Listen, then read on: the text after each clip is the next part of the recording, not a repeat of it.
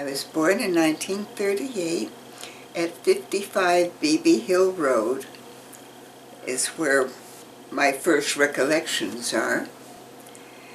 But I was born up at the old, well, it's no longer called that. It was now the Gear Hospital. But in 38, I think it was a combination of doctors that had it.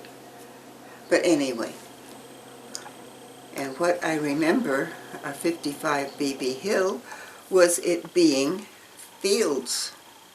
And there were 2 or 3 poplar trees, and for the rest it was just, you could see everywhere. The trees were little, and you could let your child run free practically, because you could see where they were going. And it was really so much fun, especially for the kids. Well, I think probably one of the first things I remember was my mother. Well, you see, the ladies back then, they went and they visited each other at 4 in the afternoon. You had to call your person and whoever you wanted, and then you would visit them at 4. And as a little girl, you were washed and polished and dressed up. And I remember I had some black Mary Jane shoes, white socks, and a little dress. It was, I think it was pink and white, something like that. And that only came about here. Now, I remember going with my mother to Mrs. Frink's. There were the Frink sisters that lived in what is now the blue-green house with the cream trim on the right side as you're going from Beebe Hill down into the village. And then they had the front parlor where you greeted your guests, and you had a side parlor where, don't ask me what that was for. And anyway, it was always lovely. And in this front parlor, after we said our greetings, we were led into the front parlor, and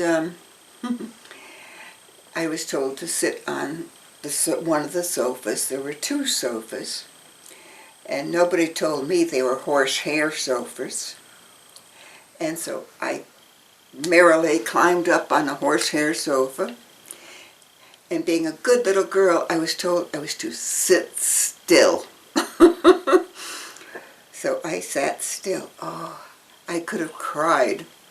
My legs itched so, and I began to itch all over.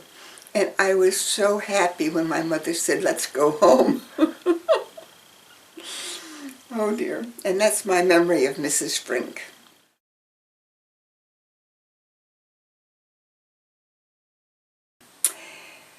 Well, I tried to be helpful for a lot of people, you understand. And one day, Bill Landon was painting his house. Now, his house is on Beebe Hill Road, next to the library. And it was a white house back then. And Bill was painting the house beautifully. And he had a pot of blue paint and a pot of white, a much bigger pot of white. And my parents and Bill and Bee went in the house for something, and they were talking away. And I thought, oh, it'd be nice if I helped him. And I thought the house would be very pretty in blue. But apparently there were people that didn't have the same idea. And they told me that they would continue painting the house and I was to leave it alone. Anyway, those are my fond memories. I don't know whether you've ever heard of a Mrs. Ensign or the Ensigns. Well, they were very elderly people, and I think they went way back to 1860 70 or something even further. But there was a Mrs. Ensign that lived with Beverly Walp and her mother Betsy Walp. And they lived, well, let me see, I don't know what that route would be. If you're in the center of the town, let's say by the railroad station, and you take the road that goes up and around as a curve, and if you keep on going, you'll end up on Route 7, if you keep going. Well, that in that curve, there is a big white house. You know, it's the biggest house, I think, in Falls Village.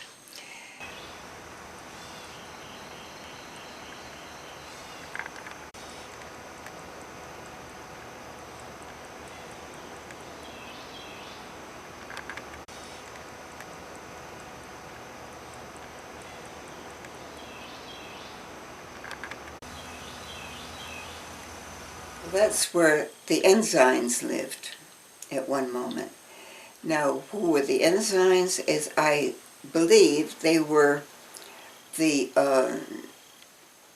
somehow or other connected with when they wanted to build a canal down here in Falls Village. I'm not sure on that. I have to look it up.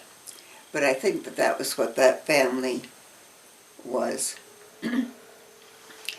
And anyway, in that house, Mrs. Ensign still lived. She was an extremely elderly lady.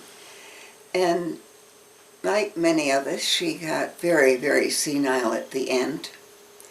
And I can remember one day she was in her bed and she was hallucinating, dreaming about a ball that they were giving in that house, and how the coachman and the driver of the horses, I forget what they called them, but the coachman, how he was dressed, and all the ladies that came by coach up the driveway, which then made a U in front of the house, back onto the street. And she was describing the ball gowns that these people wore, their necklaces, and how beautiful they looked. And it was fascinating. Listening to her, I was going back, I don't know, 60 years, maybe more, which would be 50, close to 150 when you think of the time. 80, and she was then very elderly. Yeah, it'd be close to going back over 100 years. And I wish I had written it down or something, because she had a description that was beautiful of each one of these people and what their names were, who came, and if they were with or without a maid to help them, and where they should be lodged. And it was amazing, but beautiful. And that was my memory of Mrs. Ensign. Yes, and that's the big white house. Next to the big white house, the Rogers lived. Winston Roger, Nellie, and Clarice. And they bring back memories of World War II, because of course Nellie and Clarice Rogers were our wardens, and they had a big black bicycles, and we would, during an air raid, we would sit out on the front steps of the house, and we would wait for Nellie and Clarice to go by. And then we'd turn the lights on because they all wanted a blackout of everything. You couldn't move a curtain or a light or anything, nothing. And they would pedal up the hill, both of them, and they would ride all the way up to the end of Beebe Hill, inspecting all the houses if they actually were complying to what their standards were. And they rode all over town, being wardens of the town. And their father, Winston Rogers, was a wonderful person, but he smoked cigars. He smoked, you could find where Winston was just by the smoke. And yeah, thinking of World War II, I remember when I heard about World War II. You see, my father worked in the savings bank, and Harlan Tracy worked across the street in the National Iron Bank. Now, my father and Harlan also kept books for the Episcopal Church in Canaan. So one Sunday they decided they had to get together, do whatever men do with their books and so on. And so we stopped off at Harlan's place, and which is up there by the, used to be the mink farm in Canaan. And we went in the house, and they had the radio on in the kitchen, and the two gentlemen retired to the living room, and we waited, and I listened to the radio, and all of a sudden they announced Pearl Harbor. We interrupt this broadcast and bring you this important bulletin from the United Press. Flash, Washington. The White House announces Japanese attack on Pearl Harbor.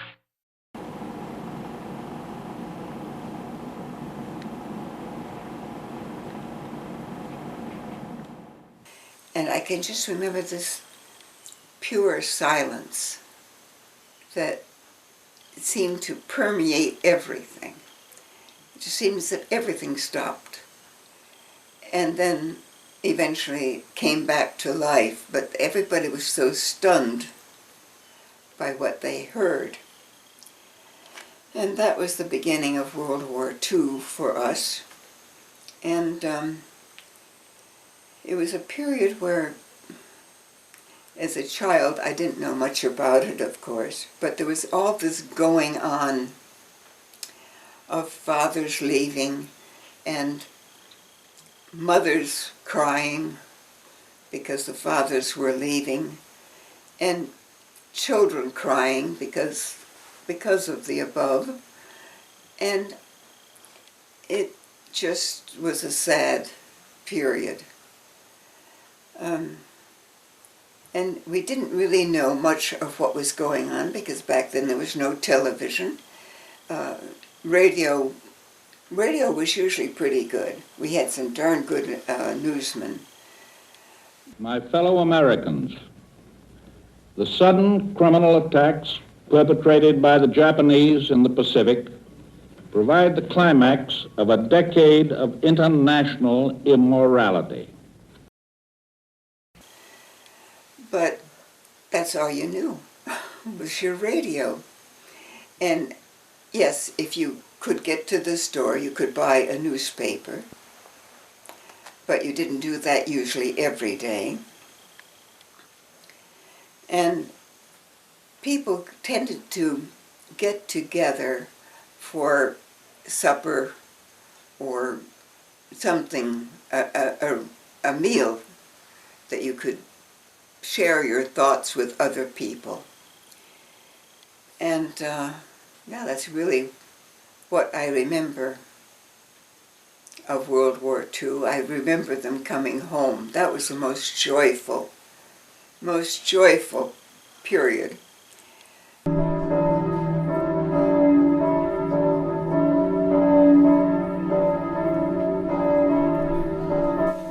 I remember hearing the bells ring at the announcement of that World War II had ended, and the church bells started to ring all the churches. You could even hear South Canaan Church. It was just as if the world had bells and that was it. It was wonderful. Ida Blake used to be my babysitter, and I would meet her. She would work in the bank. I don't know that she cleaned both banks or just the one savings bank. And anyway, I would walk with her up the tracks back to her house. And it was surprising. We could gather enough things to have supper with. There were big puffball mushrooms, and she had a way of baking them. It was delicious. And there were other mushrooms, that she knew what was good. And we'd have mushrooms for supper. It was delicious. And then we come to Bob Graham's store, which was one of the most wonderful stores. There was something magical about Bob. He had a wonderful sense of humor. And I will never forget, he wanted to sell a broom to Mrs. Fiker. Mrs. Fiker worked in the National Iron Bank, which was then practically next door to to Bob's store. And she would come in every so often and talk with Bob, and he'd sell her meat or whatever that she wanted. Well, this particular day she came in and he decided she needed a broom. And back then he wore a big, long butcher's apron. And he sort of looked at her and he said, would you like a broom? I've got a lovely broom. It would just suit you to a T. And she looked at him. Bob's on a spree again. And so she, kind of hesitated. He said, oh, come now. And he got a broom out and he showed it to her and he said, now look, that broom can stand up all by itself. That means that the bottom of it is perfectly even and it sweeps better than any other broom. Okay, and I guess he finally wore her down and she bought the broom. What she didn't see when he was telling her about how even it was his foot in back of the butcher's apron that was holding up the broom so it could stand up all by itself. And I was still working at Bob's store when we had the flood of '55.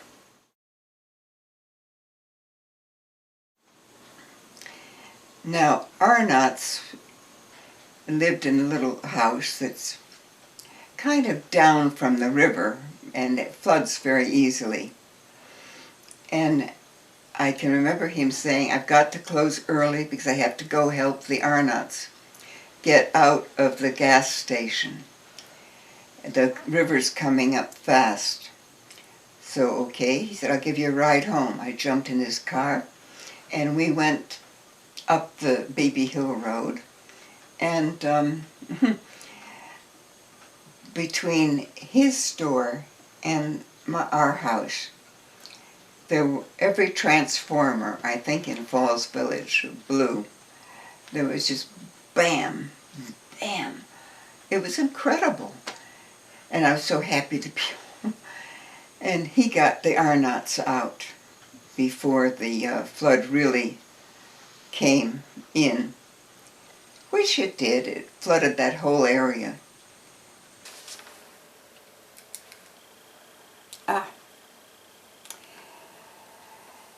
I do remember Jacob's garage and the fire.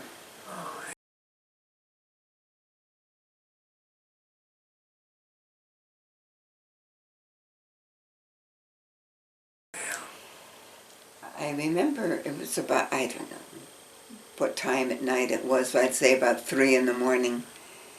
And I was dreaming, and I got this bad dream. There were dogs howling and howling, and finally I heard my mother stirring, and I got up and I told her about my bad dream. And she said, well, there's something bad that is going on. She said, you can see the flickers. There's a fire. You can see the flickers on the wall. And sure enough, I looked out, not in my bedroom, and yeah, you could see the color of fire. And sure enough, the whole block of Jacob's garage was gone.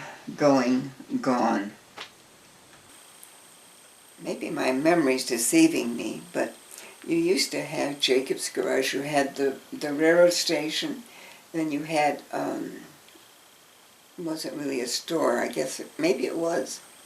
And there was a store at Jacob's garage, and after Jacob's garage, there were a few more stores.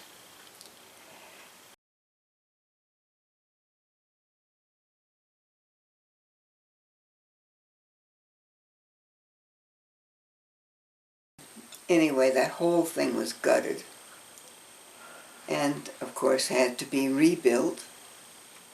And yeah, it was just a shame.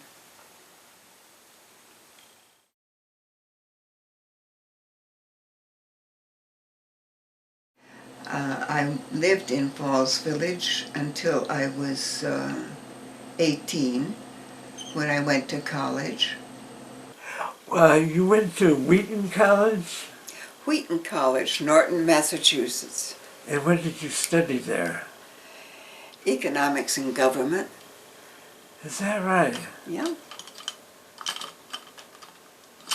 You were kind of way ahead of your time.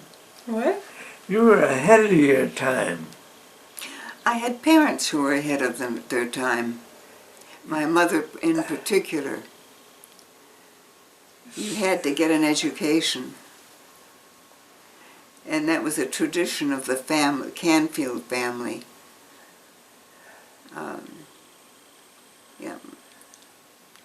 My great-grandfather was Wallace Canfield, and he left a certain amount of money, I don't remember what it was anymore, to each grandchild, that they should get an education, because he owned what is now Pfizer up here in Canaan. And yeah, he made out pretty well. But oh God, it used to be wonderful. As kids, he loved children, and so he didn't mind if we went in and how should I put it, rode on his on the big banisters that came down on the stairs. Oh, so much fun. And his house is still, it's across from Stop and Shop. And there was a very small apartment upstairs for the maid. And I can remember going blueberry picking with her and other women. That was the great thing about end of July. We all went on a blueberry feast. And the ladies would break off a branch and hand it to me and say, "You sit there." And that was fun. Yeah. Your father was the president of the savings bank. Excuse me? Your father was the president of the savings bank? Yes. Yeah. Did you ever work in government or with your economic?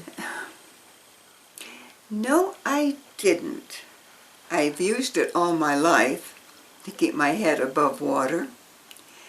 And I did use it to help my husband, who was president of and CEO of Johnson Wax Europe.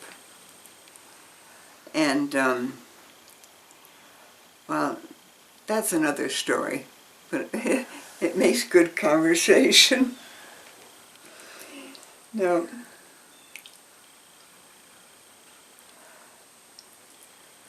And I had 2 children in Belgium. My husband was Belgian. I met him at Yale. I didn't go to Yale except to dance or football game.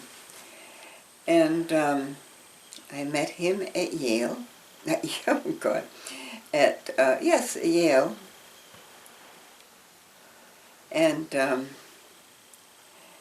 And one summer he came up here. There was Miss Whitney. She lived in Sharon, the Whitney family.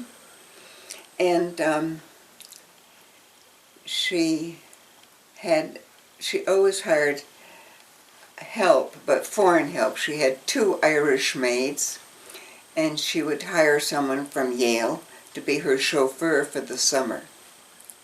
And so my husband was the someone from Yale, and he was her chauffeur for the summer, and he brought her to the Sharon Playhouse, where I was working as a ticket sales lady.